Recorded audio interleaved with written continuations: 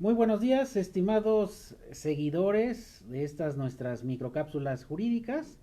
En estas fiestas navideñas, pues no es la excepción, vamos a seguir con nuestras microcápsulas. En esta ocasión serán los días martes, este martes y el próximo martes, debido precisamente a las festividades pues de fin de año. Sabemos que estas festividades van a ser inéditas, van a ser muy especiales porque pues no vamos a poder celebrar como de costumbre lo hemos hecho, no va a haber posadas. Aquí no es tanto de que por ahí he escuchado algunas opiniones o algunas publicaciones en redes que nos quieren dominar, que nos quieren alinear, que etcétera, no, desafortunadamente, obviamente habrá quien saque provecho de esta situación, eso no hay duda, pero hemos visto el número de infectados y de personas, gente cercana, familiares que han muerto por esta pandemia. Lo que se quiere es evitar que la cifra aumente, que muchas familias en plenas fiestas, imagínense, se vayan a enlutar por un error que se llega a cometer al reunirse con las demás gentes, y esto puede ser grave, ¿no? Entonces yo pienso que ya México es un país que debe ya tener plena conciencia sobre esta situación. La gran mayoría de la población ha acatado las medidas sanitarias y pues sigámoslo haciendo en la medida de lo posible. Si salimos pues con todas las precauciones, no nos quita nada utilizar el cubreboca, la sana distancia, desinfectarse las manos, etcétera. Medidas que ya se van a quedar no porque exista la vacuna o llegue alguna solución al problema, no por ello vamos a dejar de observar estas medidas. Estas medidas seguramente se van a quedar por mucho tiempo, porque pues puede ser que en un futuro, en el mediano plazo, se pudiera volver a repetir esta situación. Por eso es que pues ya nos toca a todos en conciencia el poder pues tomar pues con la mayor seriedad esta situación, y que evitemos estas reuniones en Navidad. Bien las podemos hacer en línea, o quizá nada más dejar el regalo, platicar unos minutos sin ingresar al domicilio y tan, porque si nosotros no hacemos eso, pues para enero, febrero podemos tener consecuencias más terribles, ¿no? Como las que hasta ahora se han visto. Y bueno, vamos a seguir con nuestras microcápsulas jurídicas. En esta ocasión hay tres noticias que vamos a comentar el día de hoy. La primera de ellas es el aumento del salario, que quizá es una de las noticias más relevantes de los últimos días. Recordemos que ya había tenido un incremento el salario mínimo. En esta ocasión, eh, para 2021, esto quiere decir que a partir del primer día del mes de enero, el salario mínimo va a tener un incremento del 15%. ¿Esto qué quiere decir? Que va a pasar de 123.22, que está en la actualidad, a 141.70. Eso en todo el país, excepto obviamente la zona fronteriza, donde pasa de 185.56 a 213.39. Sin duda estos dos aumentos en el último año y medio y el del próximo año han sido los aumentos más importantes que ha tenido el salario. Recordemos que la propia Ley Federal del Trabajo dice que todo trabajador tiene derecho a un salario digno y remunerador, y eso se les olvida a muchas personas que critican estos aumentos, de que esto aumenta el poder adquisitivo, aumenta el bienestar de las personas que ganan este tipo de salarios, y es un incentivo a la economía. Entonces, por más que se diga que estos aumentos no son adecuados o que haya un sector que se oponga a esto, déjeme decir que pues si criticábamos el que funcionarios ganaran dos o tres veces más que el presidente de la República, ahora imagínense los salarios mínimos, pues obviamente se han aumentado en los últimos años en un margen muy pequeño y fue hasta ahorita, hasta estos últimos meses, cuando ha tenido realmente incrementos considerables, bueno, considerables en relación con lo que había sucedido en años y administraciones anteriores. También algo relevante respecto de este tema del salario es que se integran dos profesiones a la lista de salarios mínimos profesionales, lo que son las trabajadoras del hogar, que es un sector que por mucho tiempo permaneció desprotegido, sin prestaciones, invisibilizado. Esto quiere decir que pues existían las trabajadoras del hogar, pero sufrían explotación laboral, no percibían las prestaciones que otro trabajador debiera de percibir. Y bueno, esto también es una muy buena noticia. Estas trabajadoras del hogar, como salario mínimo profesional, tienen un incremento del 25%, y el de los jornaleros agrícolas, que también se destacó en este acuerdo de la Comisión Nacional de Salarios Mínimos. Este incremento fue del 30% respecto al salario mínimo vigente, ¿no? Este incremento, pues, también, como les comentaba yo, el mismo porcentaje en la frontera norte. Recordemos que ahí el salario es un poco más elevado, se aumenta en esa misma proporción. Y bueno, con este aumento México en el escenario mundial remonta 8 posiciones a nivel internacional en cuanto al salario mínimo. Aún así, seguimos en el, en el score de la OCDE, todavía seguimos en el lugar 29, pero seguramente en años venideros podremos incrementar un poco más el salario, y nos colocamos en el lugar 76 de 135 países. Estamos prácticamente pues a la mitad de la tabla en cuanto a salarios mínimos. Y bueno, se proyecta que podamos alcanzar por lo menos en los siguientes 4 años el lugar número 60, los primeros 60 países con mejores y mayores percepciones salariales, ¿no? Entonces esto sin duda, esta noticia del incremento del salario mínimo, sin duda es un beneplácito, sobre todo para la clase más desprotegida, que es la clase trabajadora, que por muchos años pues vivió estas restricciones salariales. Y bueno, lo que se decía en la ley y en los tratados internacionales respecto al salario digno o remunerador, pues no, era prácticamente letra muerta, ¿no? Y inclusive con estos incrementos todavía no se alcanzan los estándares internacionales en materia en el tema de los salarios, ¿no? La segunda noticia que también ha causado mucho revuelo es la de también muy reciente, hace algunos días, del nombramiento de la maestra Delfina Gómez como titular de la Secretaría de Educación Pública. Es muy desafortunado, créame, muy desafortunado algunos comentarios que prejuzgan sobre la capacidad de una persona sin ni siquiera saber su trayectoria personal y profesional. Y eso es muy común, desafortunadamente un servidor lo vivió.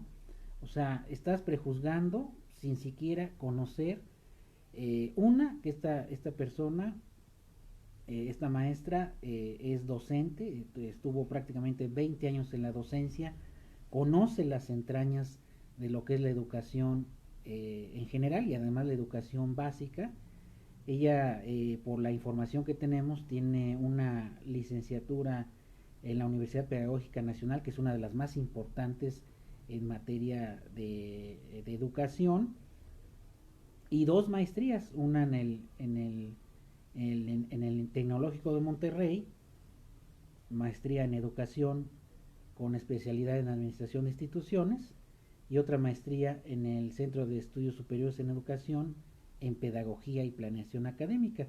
Esto quiere decir que muchas veces llegan a los puestos clave en la administración pública gente que pues nada más lo hacían por compadrazgos, por amiguismos, por nombre o por apellido, y no por la capacidad. Y en este caso, en lo particular, esta persona, esta maestra, pues tiene todo el perfil, ay, perdón, aquí se me... Tiene todo el perfil, tiene toda la capacidad para ejercer ese puesto, y sobre todo porque conoce perfectamente bien lo que sucede en la docencia. Por ejemplo, un servidor, pues ya tenemos, vamos para 15 años de docente, es un trabajo muy difícil, complicado, eh, desafortunadamente salarialmente muy castigado, y no estoy hablando nada más de los docentes de educación básica, y lo mismo sucede con media superior y los docentes de educación superior. Hemos sido un gremio prácticamente olvidado por las políticas públicas, y pienso que independientemente de que a lo mejor alguien que haya sido docente pueda o no ejercer la administración de manera correcta, pienso que es un buen perfil, así debería de ser. Alguien que esté involucrado en las cuestiones educativas, pues tome las riendas en materia de educación pública, y sobre todo porque muchas de las críticas que vienen sobre estos nombramientos son gente que no tiene ni la más mínima idea de lo que es la docencia, lo que es el trabajo docente, lo que vivimos los docentes a diario. Es un esfuerzo. Nosotros somos los que, me cuento porque yo soy docente, somos los que pues en las aulas forjamos esa libertad de pensamiento, ese pensamiento crítico de los alumnos, eh, para cambiar el estado de cosas. No podemos seguir una línea nada más para cumplir, sino debemos ir más allá. Y pienso que uno de los grandes retos que tiene México en el futuro, en el mediano y largo plazo, pues es la educación. De hecho, la base de todo desarrollo de todo país, pues es la educación, ¿no? Entonces, por eso es que es un ramo y una área que se debe de cuidar. Es un área para mí estratégica de cualquier país, y debemos de arropar a todo el gremio docente, reconocerle su esfuerzo, reconocerle su trabajo. Perdón, aquí tuve una interrupción en nuestro video. Y les decía yo que qué más que un docente que pudiera comprender estas situaciones peculiares de la educación. México, incluso por ahí escuché a un docente de secundaria que me pareció muy interesante su plática el día de ayer en las redes sociales, donde había un proyecto eh, en donde México tiene un plan, sistema educativo mexicano, de entre 15 y 20 años lograr esas metas para la educación en todos los niveles, no solamente en el nivel básico, medio superior y superior, y que pues estábamos luchando contra la tendencia mundial de la educación, que para mí no es la más adecuada, porque cada país debe tener sus propias bases, sus propias políticas educativas, no tiene por qué ajustarlas a lo internacional, porque las realidades son muy diferentes. Y me pareció muy interesante de que este podría ser el inicio de políticas o mejores políticas en el área de educación, y sobre todo las bases de la educación de cualquier persona, que es la educación básica, la educación primaria, secundaria y la educación media superior, la preparatoria, ¿no?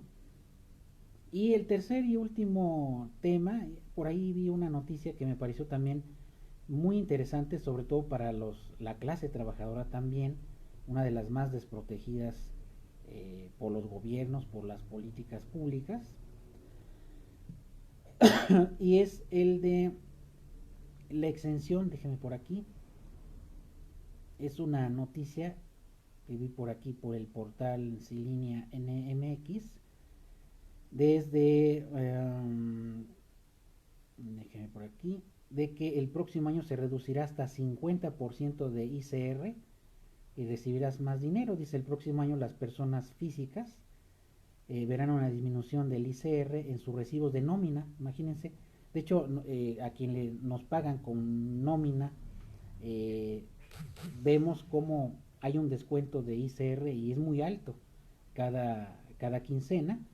Y esto sin duda es una muy buena noticia a partir de enero de 2021. Eh, Esto debido a que el acumulado inflacionario es de 11.41 y las últimas veces que estas tarifas se actualizaron en diciembre de 2017, la actualización se hizo efectiva a partir de enero de 2018.